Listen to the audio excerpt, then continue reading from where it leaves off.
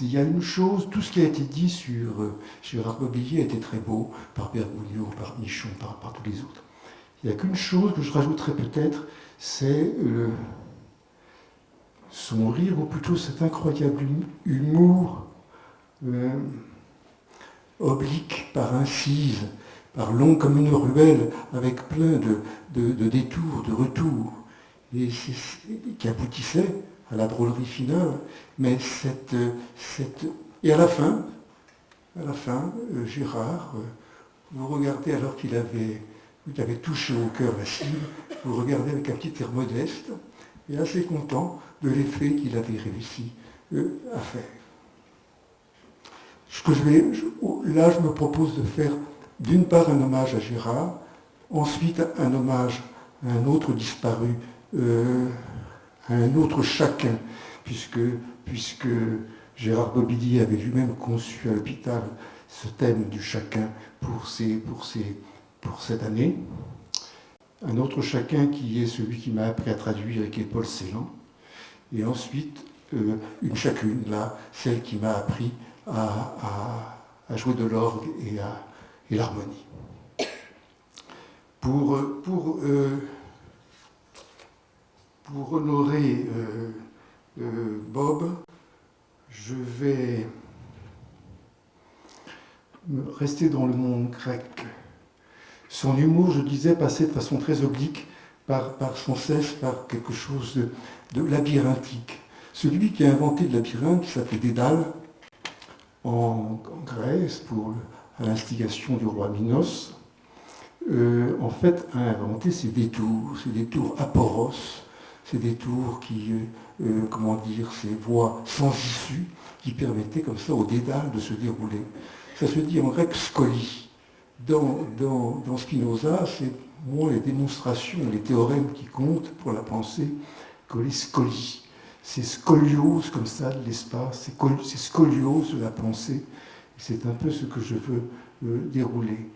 Bob parlait beaucoup à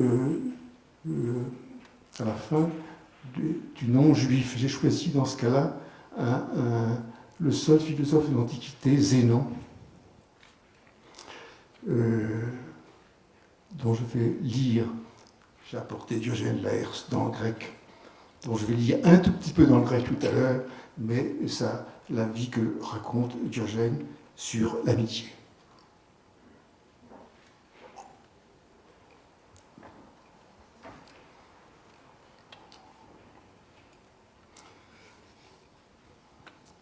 Je cite donc Diogène. Son père s'appelait Manassé. Zénon le chypriote était si noir de peau qu'on l'avait surnommé palmier d'Égypte. Quand il consulta l'oracle lui demandant à quoi consacrer sa vie, le dieu lui répondit « Deviens de la couleur des morts ». Il comprit, ça c'est le génie de Zénon, il se mit à lire les auteurs anciens. Métachromatose, dit le texte. Son père était riche, de Chypre il prit le bateau pour Athènes. Il se retrouva au Pirée, assis chez un libraire. Il lisait un exemplaire des Mémorables de Xénophon. Il se prit d'admiration pour ce Socrate dont parlait le livre. Il leva les yeux du livre que Xénophon avait composé et demanda au libraire « Où séjournent de tels hommes ?» Le libraire lui montra dans la rue Cratès qui passait. Ce n'étaient pas les fresques merveilleuses qui l'attirèrent d'abord sous le portique poécile, Stoa Poikile. C'était la mémoire des martyrs. À la vérité, le portique, la Stoa, à Athènes, c'était le mur des fédérés. Là avaient été décimés 1400 citoyens sous les 30. C'est là où il désira enseigner Zénon. C'est là qu'il fonda le stoïcisme en moins 300, dans l'éloge inconditionné des tyrannicides. Il aimait avant tout étudier et lire. Il détestait la foule. À plus d'eux, disait-il, on est malheureux. Sa définition de l'ami est célèbre. Un autre soi-même. Et là, je m'arrête parce que la traduction, là, est très fautive. Et qu'il y va du chacun.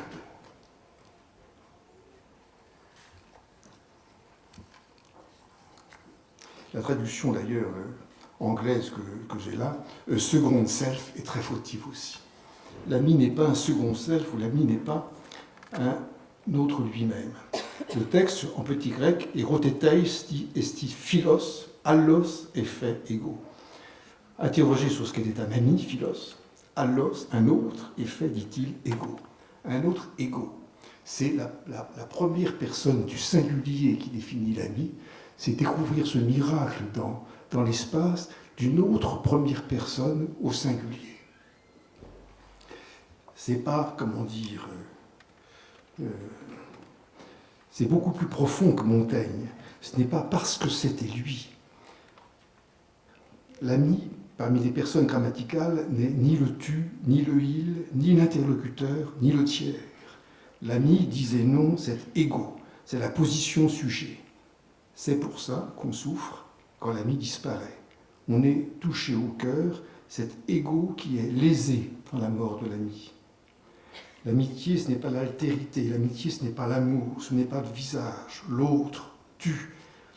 La différence sexuelle, la deuxième personne, c'est l'autre surgissant en première personne du singulier. L'amitié, si j'ai risqué une définition, ce serait partager la position sujet en amont du dialogue. On revient au chacun. Il n'y a que les chacun qui ont des amis. Il n'y a que les chacun qui éprouvent de la tristesse quand chacun s'en va. Je reprends la vie de Zénon. Quand ses sourcils devinrent blancs, il tomba en avant sur la terre.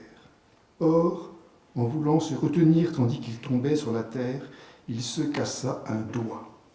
Frappant la terre de l'autre main, avec son poing refermé, il dit à la terre « Pourquoi m'appelles-tu ? Je viens. » Alors il ne se releva pas et le souffle le quitta. Mort de Zénon, arrête de m'appeler, du calme, j'arrive.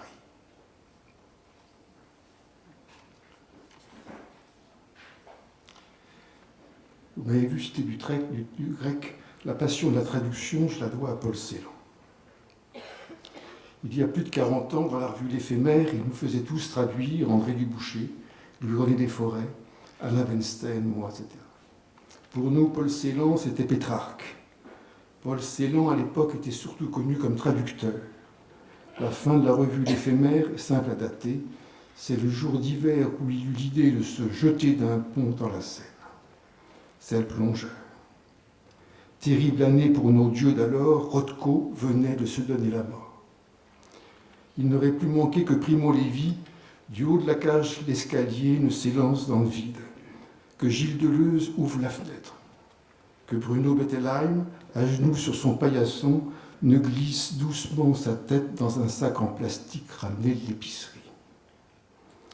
À l'époque, j'avais fini de traduire ce livre que j'ai apporté là. À l'époque, Gérard Mobilier n'était pas encore l'élève de Jean-Claude Milner en classe de philosophie. Zénon vient de dire ce qu'était Philos, l'ami.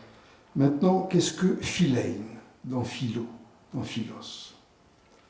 Il y a une phrase d'Héraclite très simple, qui contient 3 mots. Fusis, philei, cryptestai. On traduit habituellement, pas si mal que ça, la nature aime à se cacher. Le mot fusis en grec, ce n'est pas la nature. Ce n'est pas la natura latine, ce n'est pas ce qui naît. C'est plus vaste. C'est tout ce qui pousse. Les fleurs qui poussent, les sexes qui s'érigent, le soleil qui se lève. Le mot latin qui traduit le mieux le mot physis, c'est le mot pulsion. Impulsion, pousser, pulsion. En grec, le mot physis désignait le sexe masculin. Vous voyez déjà mieux le sens de la phrase d'Héraclite. Le sexe masculin, le fascinus, aime à s'encrypter.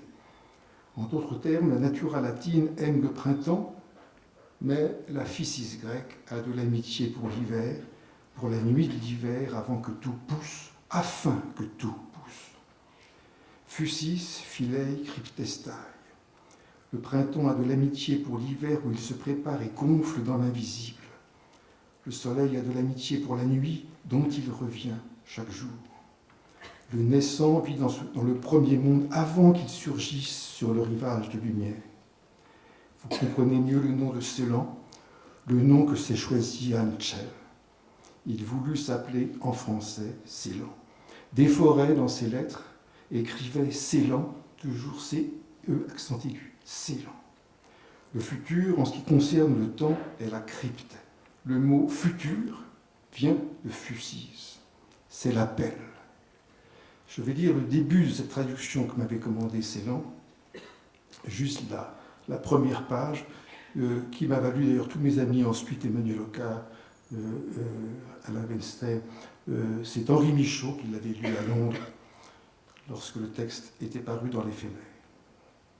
C'est un texte génial. Je ne parle pas de ma traduction, je parle de Lycophron en grec, qui commence par le futur du verbe dire, l'exo, l'ego, c'est l'indicatif, je dis, l'exo, je dirais, et qui se conclut par le mot aïe aïe, hélas, par lequel il rassemble toute l'histoire du monde jusqu'à le désastre de la conquête romaine.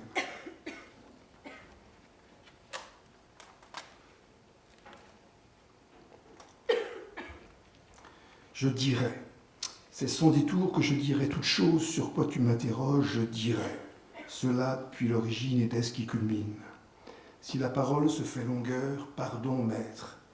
Car non pas calme ni lente la fille aux réponses divines, elle ne desserra pas comme jadis les lèvres et dès l'abord, vouée d'équivoque, palpitante, elle cria. Au contraire, elle épanchait un cri qui confond et à quoi tout se mêle, cri improférable de sa gorge brilla. Mâcheuse de laurier, surgissait un langage, mimant si près la voix sonore, répétant la voix dont la question étreint, celle d'un sphinx assombrissant. Ce qui me lie par le fait de mon souffle et grâce à ma mémoire, tu vas l'entendre, toi tout-puissant, et ressurgissant au plus profond de toi, compact. Alors, erre d'un bout à l'autre où le poème fait contrer, erre au travers de ces chemins au dire malheureux, au dire impossible que nous, ce que la langue laisse entendre, à mots couverts, au découvert de ce qui terriblement l'assigne. Erre au travers de ces chemins d'un bout à l'autre vers précisément ce lieu, par la direction de quel chemin dresser tout droit, ce chemin-ci, chemin de longue pratique, sentier usé d'aller et de venue, et si apte au mouvement d'apprendre, guide les pas et où mettre les pieds en l'obscur. Moi, quand j'aurai laissé choir la corde saillante aux barrières, j'entre dans l'exposé, dans l'exode des paroles louches, je vais droit au cœur du sujet, dans l'espace oblique du récit. J'ai heurté la pierre inaugurale, comme qui court, je voltige, c'est à ce moment-là. Dès lors, elle ouvrit la bouche, sa bouche possédée du divin, la bouche ivre, et du fait égaré sur le mont consacré du malheur, au haut escarpement de la ville fondée au lieu marqué par une vache errante, Alexandra prononça ces paroles. Hélas, aïe aïe, hélas, toi qui as l'état malheureuse et qui fut brûlée vive.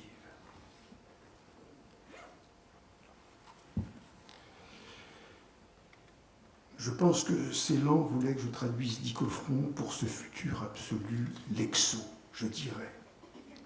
Une voix, même obscure, même vaine, tournée vers l'avenir, obtient l'avenir, elle appelle. Et cet appel cherche la venue de quelqu'un qui entend l'appel auprès de celui qui appelle. C'est comme le rêve pour la vue. C'est le premier mot de l'œuvre du bibliothécaire alexandrin, dont le patronyme est encore sauvage, pensée du loup, Lycophron. L'exo, c'est le mot de Nelly Sachs à Stockholm, le 1er octobre 1946. Il faut qu'une voix se fasse entendre.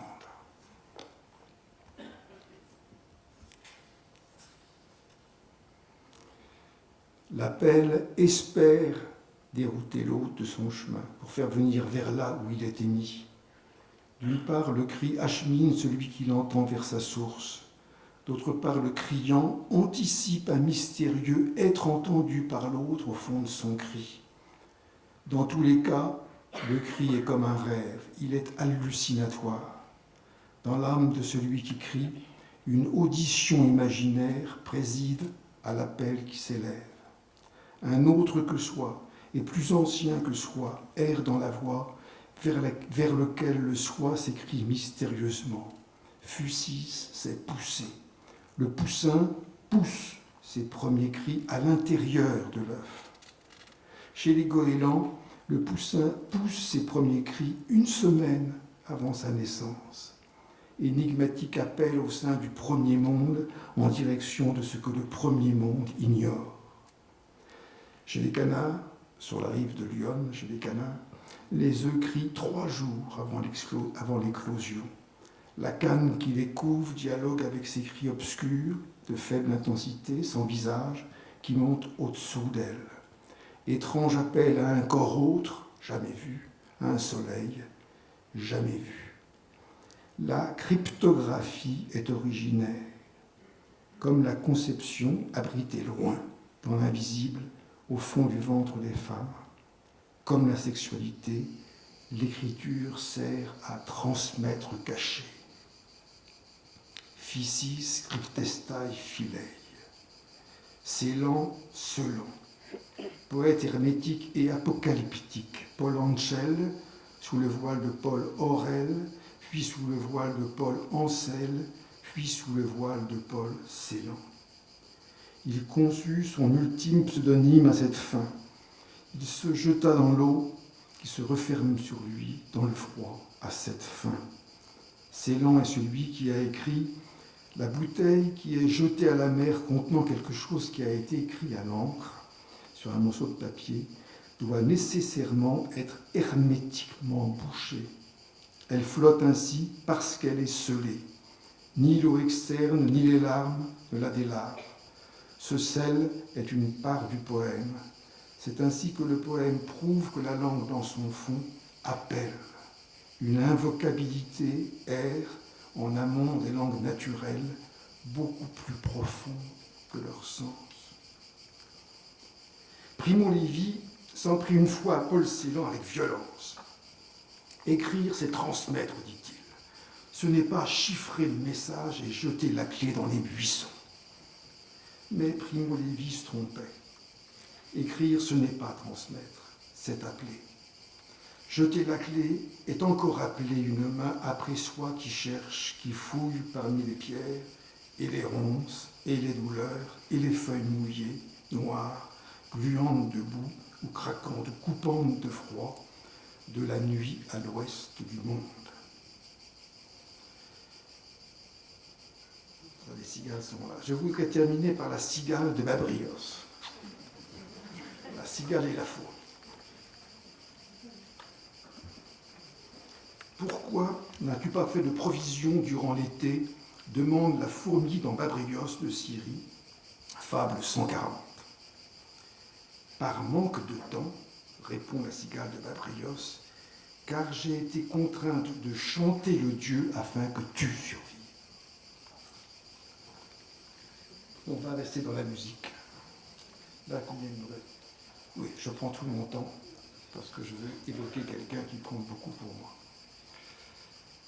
Et je veux faire survivre aussi celle qui m'a pris l'orgue et l'harmonie, et la venger aussi des propos méprisants et à certains égards un peu ignominieux qu'a écrit sur elle Julien Gracq.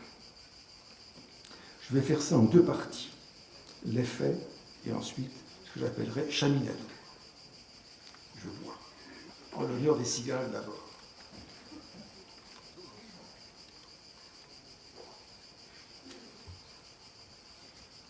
J'ai apporté des documents. En 1895, Julien Quignard, organiste à Ancenis, mourut soudain. Il avait 4 enfants. L'aînée, Juliette Quignard, âgée de 16 ans, reprit les orgues d'Ancenis qu'elle tint plus de 70 ans durant. Il s'agit de plus de 70 ans de travail continu, sans congé possible, sans vacances, puisque la municipalité lui décerna une médaille du travail à cette occasion, qui la rendit très maussade. Je me souviens qu'elle ne répondit pas à l'allocution du maire. Il est vrai qu'elle ne parlait jamais. Elle souriait, elle faisait de la musique. Elle vivait ses mains dans ses mitaines et l'âme dans son silence. C'est ainsi que Juliette Quignard, toute seule, âgée de 16 ans, parvint à faire vivre sa mère, Constance Quignard, ses 2 sœurs plus jeunes, Marguerite et Marthe, et son petit frère Georges. 25 ans passent. Je vais faire très faubertien. 25 ans passent. En 1919 et en 1920, le jeudi après-midi, après le déjeuner, le petit Louis Poirier vient en charrette de Saint-Florent à Ancenis, très précisément de la mercerie en gros Prodhomme et Poirier, rue du Grenier à Celles, à Saint-Florent-Vieille, au 6 rue des Vinaigriers à Ancenis, prendre sa leçon de solfège, suivi sa leçon de piano, au cours des Demoiselles Quignard. J'ai là une photo d'une tristesse merveilleuse retrouvée dans les poubelles le jour où fut vidée la maison de Jeanne Michel à Ancenis, il y a une dizaine d'années, au lendemain de sa mort. Vous ne pouvez pas savoir combien des lecteurs, vous le savez peut-être, sont des gens merveilleux. Quelqu'un marche dans la rue, devant les tas de poubelles, maison qu'on vide d'une vieille dame, il trouve cette photo, il voit par derrière Cours des Demoiselles Quignard, il l'adresse aux éditions Gallimard, et ça m'arrive comme ça, directement, du lointain du temps. En l'honneur des vies minuscules de Pierre Michon, je vais m'offrir le plaisir de citer le nom de toutes ces dames qui ont entendu pendant 2 ans Julien Gracq jouer du piano. Parce que la dame a mis par derrière, Jeanne Michel a mis les noms par derrière. Les 2 sœurs Marsili, Yvonne Chauveau, Jeanne Michel, Denise Fongé, Adrienne Hollard, Paulette Raffin, Odile de Saint-Vauvy, Paul Chauvour, Marthe de Poissonnet, Marthe Hollard, Mademoiselle Marguerite, donc ma grand-tante, Jacques Quignard, un tout petit garçon, c'est mon père, Marie-Louise Chauveau, Mademoiselle Marthe, mon autre tante, Annick Chauveau, Odette Guittard.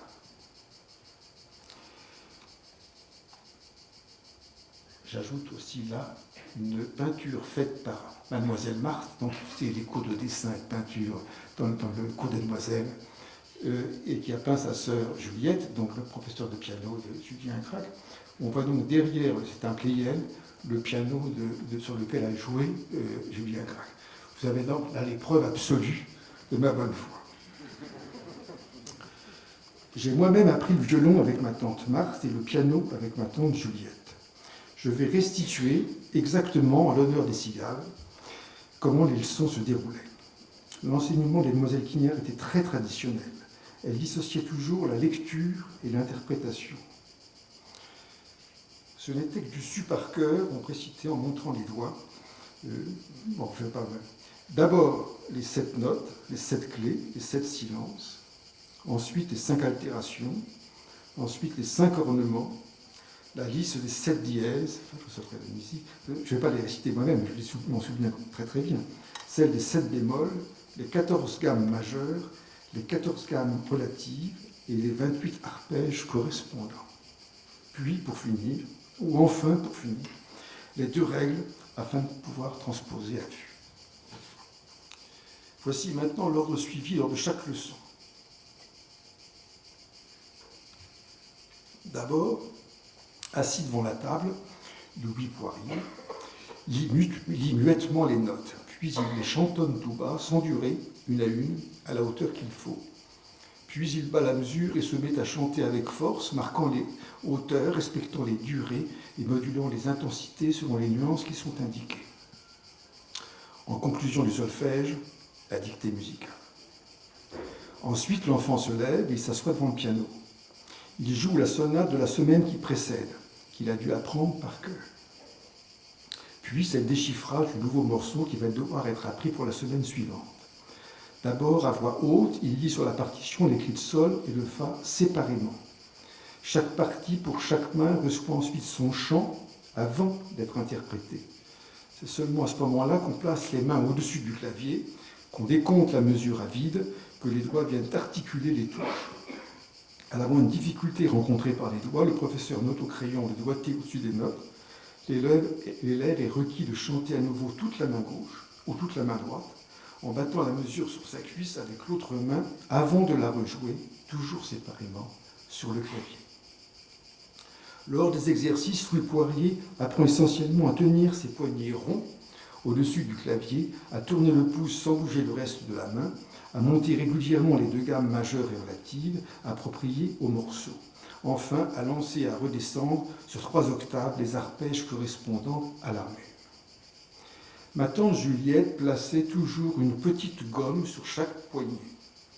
Si on avait le malheur de creuser le poignet, la gomme tombait, et aussitôt on recevait un coup de jonc sur le poignet défectueux. Ma tante Juliette ne disait jamais un mot, il fallait spontanément se lever du tabouret à vis, revêtu de côtes de velours grenat, chercher par terre où la gomme avait bien pu rebondir, la ramasser, la tendre à ma tante Juliette, qui ne disait toujours rien, qui la prenait avec sa main toujours couverte des mitaines des organistes. Il fallait se hisser de nouveau sur le velours du tabouret, arrondir de nouveau les 2 poignets au-dessus des touches, attendre qu'elle eût redisposé les gommes sur le dos des mains, enfin reprendre la sonate à partir de l'endroit où ma tante Juliette pointait l'extrémité de la baguette de joue sur la partition. 50 ans passent. Au mois de juin 1968, je repris des mains de Marthe Quignard les orgues d'Ancenis qu'ils avaient reprises elles-mêmes des mains de sa sœur Juliette, morte en 1966. Je rédigeais dans mes temps libres un essai sur Maurice Èvre que j'adressais durant l'été aux éditions Gallimard. René Desforêts publiait aussitôt dans une revue qu'il dirigeait avec Paul Celan, André Dubouché, Michel Léris, Yves Bonnefoy, au mois de septembre 1968, un des chapitres de ce livre. Puis Paul Celan me proposa de traduire des Grecs anciens pour la revue L'Éphémère, et Louis-René Desforêts me proposa de lire des manuscrits pour les éditions Gallimard. Je quittai Ancenis au mois de septembre, je m'installai à Paris, 20 ans passent. On arrive assez vite quand même. Maintenant, c'est un coq. En 1987, je fis paraître à la librairie Hachette un livre intitulé « La leçon de musique ». Gracq fit aussitôt le lien avec ses propres leçons de musique chez mes grands-tantes. Il s'assura d'abord par lettre, une petite fiche pas plus grande qu'une carte de visite, et où rien n'était noté pour autant dessus, que j'appartenais bien à la même famille que les demoiselles Quignard du cours de la rue des Vinaigriers à Ancenis. Je le lui confirmai, il me convoqua au cercle militaire.